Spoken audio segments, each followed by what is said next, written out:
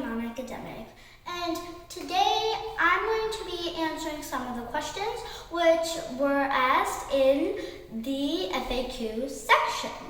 So number one is that what is the perspective building workshop? The perspective building workshop, also known as a thought diary, is a structured learning program designed to help participants develop the ability to spot challenges and insights in everyday events.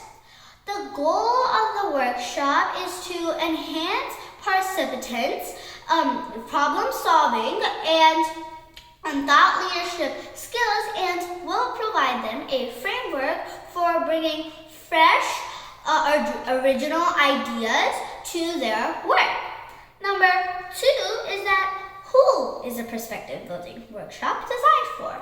The perspective building workshop is designed for individuals who are interested in developing their thought leadership skills and gaining a deeper understanding about the world around them.